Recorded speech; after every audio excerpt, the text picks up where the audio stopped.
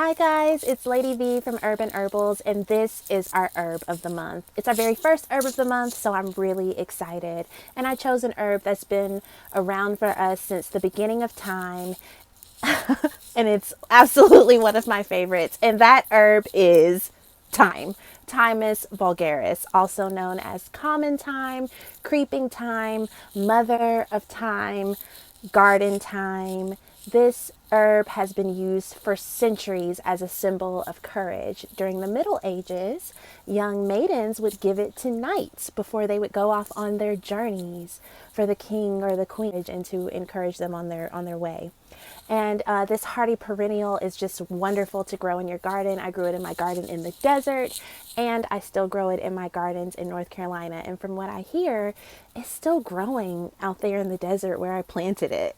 One of my friends goes there often, and she picked some, and she told me that it's still going strong. So I love this herb. It can withstand every season. I feel like it's evergreen because mine never dies. It's absolutely amazing. Some of the healing actions of this wonderful herb are antiseptic, vulnerary, expectorant, diuretic, quoted by Dr. Humbert Centilio of Natural Healing with Herbs, one of my favorite books, expectorant and preservative. It is wonderful for coughs, flu, asthma, menstrual disturbances, cramps, you name it. I've even heard folk tales of thyme being carved on the pyramids in ancient Egypt as some of the first recorded herbal remedies that we even have available to us. It's amazing. And during the late 17th century and during the war, thymol, which is a nutrient or a property that is extracted from thyme, was used as a disinfectant and an antiseptic on wounds.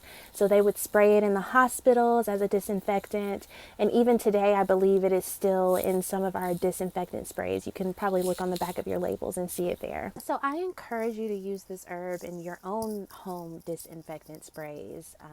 If that's something that you want to do, you're into making your own home cleaning products, using thyme oil in those cleaning products would be absolutely wonderful. And not to mention, it's just a great smelling herb as well. So when you do spray it around the house smells good. And I will say thyme oil should not be taken internally. It's best to do like thyme tea or thyme tincture internally, and use thyme oil on your surfaces and outside of the body because it's extremely powerful. And yeah, oh, it's a great digestive tonic. I love to use it after heavy meals or meals that I wouldn't normally eat to just sort of help to settle my stomach. Yeah. And for me, I fell in love with this herb when a few years back I had a really, really terrible pain in my side area, my groin, like where my ovaries were. So I was really concerned. And I just prayed about it, and Spirit told me, get some thyme tea. And so I started drinking thyme tea, and that pain eventually went away. So that was actually spot on, because one of my favorite herbalists, Nicholas Culpeper, quotes thyme as a wonderful herb for pain, even head pains like migraines and tension headaches. It's wonderful for depression and just lifting the mood, getting a person up out of melancholy. Dr. Humbert Centilio listed as a carminative, which means that it can really get our body going and get our body moving.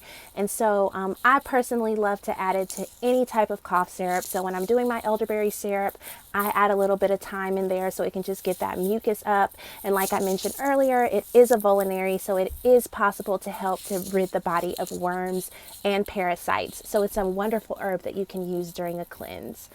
So yeah, that's that. That's my few little quick facts about thyme for our herb of the month.